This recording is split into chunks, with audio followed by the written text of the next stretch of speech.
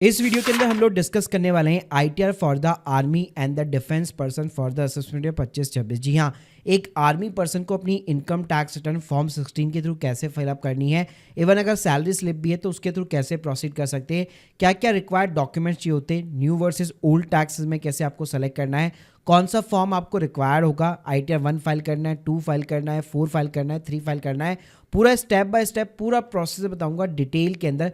तो प्लीज पूरा वीडियो यहाँ पे जरूर देखिएगा। सबसे पहले बात करते हैं कि क्या क्या डॉक्यूमेंट्स चाहिए होते हैं। तो मेनली आपके पास में फॉर्म 16 होना चाहिए। तो आप स्क्रीन के सामने देख सकते हो कुछ इस टाइप का फॉर्म 16 जनरली जो है आर्मी एंड डिफेंस पर्सन को यहाँ पे इशू होता है। सबसे पहले तो इसके अंदर आपको यही पता लग जाएगा कि मैंने न्यू टैक्स रिजिम सेलेक्ट कर रखी है या फिर ओल्ड टैक्स रिजिम। अगर आपके फॉर्म 16 के अंदर 75,000 रुपये की डिडक्शन है, इसका मतलब है आपने न्यू टैक्स रिजिम सेलेक्ट कर रखी है। अगर 50,000 रुपये की स्टैंडर्ड डिडक्शन है, इसका मतलब है कि ओल्ड टैक्स रिजिम आपने सेलेक्ट कर रखी है। इसके अलावा यार सैलरी स्लिप भी अगर आपके पास में हो तो बेटर है, क्योंकि अगर कोई भी अलाउंसेस का अगर आपको ओल्ड टैक्स रिजिम में डिडक्शन लेना है, जैसे हाई एल्टीट्यूड वगैरह अलाउंसेस हो गया, यूनिफॉर्म अलाउंसेस वगैरह हो गया, ये सारे अलाउंसेस का जो ब्रेकअप होता है वो आपको अपनी सैलरी स्लिप में देखने को मिल जाता है। तो अगर मैं new versus old tax regime के बीच में सिंपल से फंडे की बात करूं, तो अगर आपकी 7 लाख रुपए के नीचे की इनकम है, बिल्कुल भी आपको सोचने की जरूरत नहीं है, आपको हमेशा न्यू टैक्स रिजिम की तरफ में जाना है। अगर आपके पास में 2 लाख रुपए या उससे ज्यादा की डिडक्शंस अवेलेबल है, जैसे ईटीसी हो गया, होम लोन की डिडक्शन है, तो अगर 2 लाख से ज्यादा की डिडक्शन है तभी आपको ओल्ड टैक्स रिजिम ज्यादा बेनिफिशियल देने वाली है, वरना हमेशा न्यू टैक्स रिजिम आपको चूज करनी है। अब भाई फॉर्म कैसे यहाँ पे सेलेक्ट होगा, तो सिंपल सी बात है, अगर आपकी सैलरी की सिर्फ इनकम है तो आप आईटीआर 1 के साथ में जाओ, लेकिन अगर आपका कैपिटल गेन है स्टॉक मार्केट से, म्यूचुअल फंड से, तो फिर आईटीआर 2 की तरफ में जाना पड़ेगा। और एज ए आर्मी पर्सन अगर आप एफएनओ इंट्राडे वगैरह करते हो तो फिर आईटीआर 3 की तरफ जाना पड़ेगा। इसके लिए बेस्ट मेथड है इनकम टैक्स पोर्टल पे लॉगिन कर लो और यहाँ पे एआईएस बटन पे चले जाओ। तो भाई यहाँ पे टैक्स पेयर इन्फॉर्मेशन समरी के अंदर आपको बकायदा दिखा देता है कि आपकी सैलरी की इनकम है, साथ में कोई कैपिटल गेन वगैरह है कि नहीं है, तो इससे आप फॉर्म को जज कर सकते हो। अब गाइस लाइव आईटीआर फाइलिंग का प्रोसेस बताने से पहले बताना चाहूंगा उठ चलो प्लेटफॉर्म के बारे में, जो डिफेंस और आर्मी पर्संस के लिए एक ट्रस्टेबल प्लेटफॉर्म है। तो उठ चलो अब फ्लाइट्स हॉलीडेज के साथ में आपको एक्सक्लूसिव जो है इनकम टैक्स रिटर्न फाइलिंग भी ऑफर कर रहा है। और सबसे बढ़िया बात है, यहाँ पे आप absolutely free of the cost पहले से जान सकते हो कि मेरा कितना यहाँ पे टीडीएस का रिफंड बन सकता है। और गाइस सिर्फ इतना ही नहीं, माय ऑनलाइन से के सब्सक्राइबर के लिए इनके जो पेड असिस्टेंट प्लान्स है उसके ऊपर आपको 60% तक का डिस्काउंट देखने को मिलेगा। तो गाइस 100% डिजिटल प्रोसेस है, तो देर किस बात की, एक्सक्लूसिव लिंक के साथ में कूपन कोड मैंने डिस्क्रिप्शन बॉक्स में दे रखा है, जहां से आप उठ चलो के ऊपर आज ही साइन अप कर सकते हो। तो चलिए गाइस अब बात करते हैं कि आपको फाइलिंग कैसे करनी है। तो आप पोर्टल के ऊपर लॉगिन कर लीजिए, यहाँ पे आपका file income tax return, simply आपको असेसमेंट ईयर सेलेक्ट कर लेना है, ऑनलाइन मोड रहेगा, कंटिन्यू बटन पे क्लिक करना है, स्टार्ट न्यू फाइलिंग, यहाँ पे स्टेटस जो है आपका इंडिविजुअल रहेगा। उसके बाद में यहाँ पे आपको आईटीआर फॉर्म सेलेक्ट करना है। तो जैसे मैं ऑलरेडी बता चुका हूँ, अगर सिर्फ सैलरी की इनकम है, बैंक का इंटरेस्ट है, तो आईटीआर 1 को सेलेक्ट कीजिए, लेकिन अगर साथ में कैपिटल गेन है स्टॉक मार्केट का या म्यूचुअल फंड का, तो फिर आईटीआर 2 आपको सेलेक्ट करना है। मैं अभी हाल फिलहाल आपको आईटीआर 1 जो है डिटेल के अंदर एक्सप्लेन करूंगा। 2 के ऊपर सेपरेट वीडियो ऑलरेडी मेरा बना हुआ है, जिसको आप देख सकते हैं, लिंक दे दूंगा डिस्क्रिप्शन बॉक्स में। तो यहाँ पे सिंपली आपको लेट्स गेट स्टार्ट बटन पे क्लिक करना है, रीजन पूछेगा, सिंपली आप अदर रीजन को सेलेक्ट कर लीजिए, कंटिन्यू बटन पे क्लिक कीजिए। उसके आप देखेंगे 1 बाय 1 करके 5 शेड्यूल खुल जाते हैं और सभी के अंदर आपको डिटेल्स इंसर्ट करनी है और कंफर्म कराना है। तो चलिए शुरुआत करते हैं पर्सनल इन्फॉर्मेशन के साथ। तो सबसे पहले यहाँ पे आपको पूछेगा नेचर ऑफ द एम्प्लॉयमेंट, तो हमेशा यहाँ पे आपको सेंट्रल गवर्नमेंट रखना है। नीचे की साइड में आप जाएंगे तो यहाँ पे आपको एक नो ऑप्शन मिलने वाला है, एक यस मिलने वाला है। तो जैसे मैं बताया कि अगर 7 लाख रुपए की नीचे की अगर आपकी टोटल इनकम है तो आपको बिल्कुल भी सोचने की जरूरत नहीं है, हमेशा न्यू टैक्स रिजिम की तरफ में जाना है। लेकिन अगर आपको लगता है कि मेरे पास में 2 लाख से ज़्यादा की डिडक्शंस अवेलेबल्स है और ओल्ड टैक्स रिजिम मेरे लिए ज़्यादा बेनिफिशियल रहेगी, तभी जाकर आपको नो से यस के अंदर चेंज करना है। वरना आप सिंपली क्या कर सकते हैं, पहले इसको आप नो रहने दीजिए और चेक कर लेंगे हम लोग कितना आपका टैक्स बन रहा है, कितना टीडीएस का रिफंड बन रहा है। फिर यहीं पे आके हम लोग नो से यस करेंगे तो हमें ओल्ड टैक्स में भी पता लग जाएगा। तो इससे आप दोनों टैक्स रिजिम के अंदर आसानी से कंपैरिजन भी कर सकते हो। उसके बाद नीचे यहाँ पे बैंक डिटेल्स आएगी, तो मेक श्योर कीजिए अगर कोई बैंक अकाउंट यहाँ पे आपका वैलिडेट नहीं है, नॉमिनेट फॉर रिफंड नहीं है, तो एक बैंक अकाउंट जरूर ऐड करवा लीजिएगा अगर आपको टीडीएस का रिफंड चाहिए तो। उसके बाद में यहाँ पे आपकी ग्रॉस टोटल इनकम आती है, जिसके अंदर सबसे पहला कॉलम आपको सैलरी का मिलने वाला है। एडिट बटन पे आपको क्लिक करना है, सबसे पहले सैलरी एज पर सेक्शन 70 सबसेक्शन 1, तो यहाँ पे आपके फॉर्म 16 के अंदर जो ग्रॉस सैलरी दी गई है एग्जैक्ट आपको वही सैलरी एंटर करनी है और इस सैलरी को आप अपने जो है एएस के साथ में भी जरूर क्रॉस कर लीजिए, 26 एएस के साथ में भी जरूर क्रॉस कर लीजिए, उसके साथ में भी ये सैलरी की इनकम आपकी मैच होनी चाहिए। तो अगर वहां पे ज्यादा दी गई है तो वहां पे जो मेंशन किया हुआ है वही सैलरी यहाँ पे आपको सिंपली पुट करनी है। अब नीचे की साइड में आएंगे तो एग्जेम्प्ट यहाँ पे अलाउंस का कॉलम मिलेगा। तो देखिए जो हाई एल्टीट्यूड अलाउंसेस होता है, यूनिफॉर्म अलाउंसेस होते हैं या जो भी सेक्शन 10 के अलाउंसेस होते हैं मोस्टली सिर्फ आपको ओल्ड टैक्स में देखने को मिलते हैं। न्यू टैक्स में केवल कन्वेंस अलाउंस वगैरह ऐसे 2-3 चीज़ें होती है जो नॉर्मली यहाँ पे आपकी एलिजिबल होती है। तो न्यू टैक्स में ज़्यादातर आपको कोई भी यहाँ पे ऐसा अलाउंसेस वगैरह देखने को नहीं मिलता, तो इसको आप सिंपली स्किप कर सकते हो अगर आप न्यू टैक्स में फाइल कर रहे हो तो। फिर नीचे की साइड में अगर आप देखेंगे तो 75,000 रुपए की आपको स्टैंडर्ड डिडक्शन देखने को मिल जाती है, सिंपली इसको आप सेव करा दीजिए। उसके बाद में नेक्स्ट कॉलम आपका हाउस प्रॉपर्टी का रहता है। तो देखिए अगर आप न्यू टैक्स में फाइल कर रहे हो, अगर आपने होम लोन ले रखा है तो उसका कोई भी बेनिफिट आपको देखने को नहीं मिलता, तो कोई भी डिटेल्स यहाँ पे आपको फिलअप करने की जरूरत नहीं है। उसके बाद में income from the other sources के अंदर आपका बैंक का इंटरेस्ट हो गया, डिविडेंड की इनकम वगैरह हो गई, सेविंग अकाउंट का इंटरेस्ट हो गया, तो ये डिटेल्स आपको प्री फिल्ड देखने को मिलने वाली है अपनी एआईएस के थ्रू। और किसी भी फील्ड को अगर आप ऐड करना चाहते हो सिंपली आप ऐड कर सकते हो और अपना इंटरेस्ट वगैरह का अमाउंट यहाँ पे आप पुट कर सकते हो। बाकी अगर ऐसी कोई इनकम है जिसको आप यहाँ पे डिस्क्लोज करना चाहते हो तो यहाँ पे आपको जो है एक एनी अदर का भी ऑप्शन देखने को मिल जाता है। यहाँ पे आप उसका डिस्क्रिप्शन डालिए, अमाउंट डाल के आप उसको यहाँ पे रिपोर्ट कर सकते हो। तो इसको भी यहाँ पे जो है सिंपली आपको कंफर्म करा देना है, क्योंकि आगे वाले जो नेक्स्ट 2 कॉलम्स है वो एग्जेम्प्ट इनकम के और लॉन्ग टर्म कैपिटल गेन के है।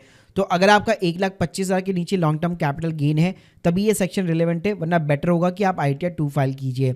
एग्जेम्प्ट इनकम के अंदर बेसिकली ऐसी इनकम जिस पे कोई टैक्स नहीं लगने वाला, जैसे मान लीजिए आपने अपनी वाइफ को आपको अपनी वाइफ से पैसा यहाँ पे मिला है या मदर से एज ए गिफ्ट वगैरह मिला है, कुछ भी ऐसा मिला है जिस पे कोई भी टैक्स आपका नहीं लगने वाला, तो उसकी रिपोर्टिंग यहाँ पे आप डिस्क्रिप्शन डाल के कर सकते हो। उसके बाद में टोटल डिडक्शंस के अंदर नॉर्मली जो है न्यू टैक्स में कोई भी आपको डिडक्शन देखने को नहीं मिलता। अगर आपकी पेंशन स्कीम के अंदर एम्प्लॉयर कंट्रीब्यूट कर रहा है तो फॉर्म 16 के अंदर मेंशन होता है बकायदा, जो आप यहाँ पे मेंशन कर सकते हैं। लेकिन अगर आप जनरली देखेंगे तो ऐसा कुछ भी यहाँ पे आपको देखने को नहीं मिलता। इसके अलावा अग्निपथ जो स्कीम है उसका भी जो कंट्रीब्यूशन है अगर बेसिकली तो वो आपको देखने को यहाँ पे मिलेगा। लेकिन नॉर्मली ये भी अभी जो है पुराने जो बेसिकली सोल्जर्स है, डिफेंस पर्सनल है, उनके फॉर्म 16 में आपको देखने को नहीं मिलता। तो यहाँ पे आपको सिंपली डिडक्शन वाला कॉलम भी यहाँ पे कंफर्म करा देना है। उसके बाद में टैक्स पेड वाला कॉलम है, तो सैलरी के ऊपर कोई TDS कटा हुआ है तो TDS 1 में दिखाई देगा, और अदर देन सैलरी कटा हुआ है तो TDS 2 वाले कॉलम के अंदर सारी एंट्रीज दिखाई देगी। यहाँ पे बस आपको जो अदर देन सैलरी वाली है उस TDS एंट्री में एक काम करना है, किसी भी एंट्री को आप सेलेक्ट कर लीजिए और जब भी जिस भी ईयर के अंदर वो टैक्स कटा है वो आपको सिंपली फाइनेंशियल ईयर यहाँ पे सेलेक्ट कर लेना है। उसके बाद में लास्ट कॉलम आपका वेरीफाई योर टैक्स डिटेल्स होगा। तो देखिए अगर आपकी 7 लाख रुपए की ऊपर की इनकम है तो यहाँ पे जो भी आपका इनकम टैक्स बन रहा होगा बकायदा तरीके से आपको दिखाएगा, और जैसे आप यहाँ पे चीज़ों को कंफर्म करेंगे और लास्ट में प्रोसीड टू वेरिफिकेशन डन पे क्लिक करेंगे तो अगर आपका TDS ज़्यादा कटा हुआ है, टैक्स यहाँ पे कम बन रहा है, तो ऑब्वियसली बात है आपका रिफंड बन जाएगा। लेकिन अगर आपको कोई भी एडिशनल टैक्स पे करना पड़ा तो लास्ट में जाके आपको दिखा देगा कि कितना आपको टैक्स पे करना पड़ सकता है। अब इसी चीज़ को अगर मैं ओल्ड टैक्स के अंदर कैलकुलेशन चाहता हूँ डिडक्शंस के साथ में, तो अगेन मैं पर्सनल इन्फॉर्मेशन में जाऊंगा और जिस ऑप्शन को मैंने यहाँ पे नो कर रखा था उसी ऑप्शन को वापस मैं यहाँ पे यस कर दूंगा। तो ओल्ड टैक्स में सिंपल सा फंडा है, अगर 5 लाख रुपए के ऊपर अगर आपकी इनकम अब गई तो आपका इनकम टैक्स यहाँ पे बन जाएगा। तो अगर आपको डिडक्शन लेनी है, TDS का रिफंड लेना है, तो मेक श्योर कीजिए आपको डिडक्शन के बाद में आपकी जो टोटल इनकम है वो 5 लाख के नीचे जानी चाहिए। तो सैलरी वाले कॉलम के अंदर क्या चेंज होगा, सैलरी वैसी की वैसी रहेगी, केवल जो एग्जेम्पशंस होती है बेसिकली हाई एल्टीट्यूड अलाउंसेस वगैरह ऐसी कोई चीज़ें हो गई, HRA वगैरह हो गया, LTA वगैरह हो गया, तो वो कॉलम अब आपको यहाँ पे देखने को मिल जाएंगे। तो यहाँ पे आप देख सकते हैं HRA का कॉलम आपको देखने को मिल जाता है, और ऐसा कोई अलाउंस है जो आपके फॉर्म 16 के अंदर मेंशन है एज ए ओल्ड टैक्स वो अलाउ भी है। तो सिंपली यहाँ पे आप एनी अदर का ऑप्शन चूज कीजिए, डिस्क्रिप्शन में उस अलाउंस का आप नाम डाल सकते हो और उसका अमाउंट जो भी आप क्लेम करने वाले हो वो आप यहाँ पे इंसर्ट कर सकते हो। लेकिन ध्यान रखिएगा कभी भी आपको फेक डिडक्शन या फेक अलाउंसेस यहाँ पे क्लेम बिल्कुल भी नहीं करने। उसके बाद में 75,000 रुपए की जो स्टैंडर्ड डिडक्शन थी वो 50,000 रुपए यहाँ पे बन जाने वाली है, इसको आप सेव करा दीजिए। फिर इनकम फ्रॉम हाउस प्रॉपर्टी के अंदर सेल्फ ऑक्यूपाइड प्रॉपर्टी पे जरूर आपको यहाँ पे डिडक्शन मिलेगा, तो आप एडिट बटन के ऊपर क्लिक कीजिए, यहाँ पे आप सेल्फ ऑक्यूपाइड चूज कर सकते हैं। अगर रेंट पे अगर आपने प्रॉपर्टी दे रखी है तो लेट आउट चूज करके अपना जो किराए का अमाउंट है 12 महीने का जो आपको रिसीव होता है वो आप यहाँ पे एज ए इनकम रिपोर्ट कर सकते हो। बाकी अगर आपको होम लोन की डिडक्शंस लेनी है तो इसी के अंदर आप देखेंगे सेक्शन 24 सबसेक्शन बी, ये कॉलम आपको देखने को मिल जाता है जहाँ पे होम लोन की डिडक्शंस अलाउ रहती है। तो यहाँ पे आपको बताना पड़ता है कि किस बैंक से आपने होम लोन लिया हुआ है, लोन का अकाउंट नंबर क्या है, कितना टोटल लोन का अमाउंट है, इस साल आपने एज ए ईएमआई कितना पे किया है, और उसमें से 2 लाख रुपए की मैक्सिमम डिडक्शन यहाँ पे as a interest basically allow रहती है। तो ये डिटेल्स अगर आप डालते हैं तो आपको डिडक्शन देखने को मिल जाती है। तो यहाँ पे मैंने 2 लाख रुपए की डिडक्शंस ले ली है। Interest from the other sources के अंदर भी न्यू ओल्ड टैक्स से कोई भी चेंज नहीं होने वाला। अब आप देखेंगे मेरी टोटल इनकम 5,65,000 रुपए, लेकिन स्टिल मेरे यहाँ पे टैक्स बनेगा। तो अब क्या होगा, टोटल जो डिडक्शंस वाला कॉलम है वहाँ पे भी आप डिडक्शन ले सकते हो। जैसे 80C के अंदर 1.5 लाख रुपए तक की डिडक्शन आपकी अलाउ रहती है।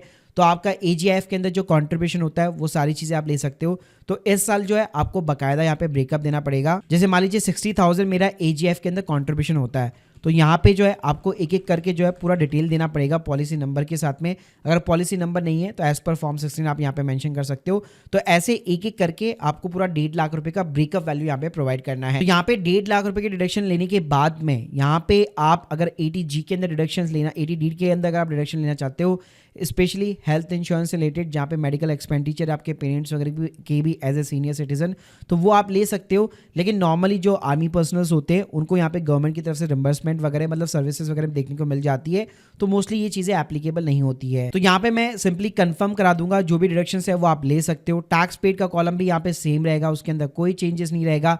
लास्ट में वेरीफाई योर टैक्स लायबिलिटी, तो जैसे मैं बताया था यहाँ पे डिडक्शन जैसे अलाउ रहती है, तो अब हमने अपनी इनकम को 5 लाख के यहाँ पे नीचे कर दिया, तो जिसकी वजह से मेरा कोई भी इनकम टैक्स यहाँ पे नहीं बन रहा। और अगर 7 लाख के नीचे इनकम होती तो मैं न्यू टैक्स के साथ में आराम से जा सकता था।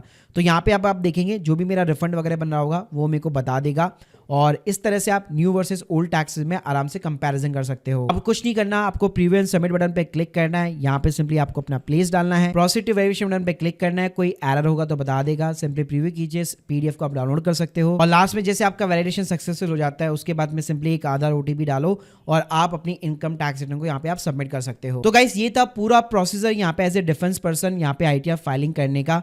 बाकी गाइस आप चाहो तो उठ चलो कि यहाँ पे आप हेल्प ले सकते हो, और यहाँ पे फ्री ऑफ द कॉस्ट पहले से आप अपना रिफंड भी यहाँ पे पता लगा सकते हो। और आप चाहो तो उनके एक्सपर्ट असिस्टेंट प्लान्स ले सकते हो जहाँ पे आपको 60% तक का ऑफ देखने को मिल जाएगा, और एक्सक्लूसिव लिंक और कूपन कोड मैंने ऑलरेडी डिस्क्रिप्शन बॉक्स में दे रखा है।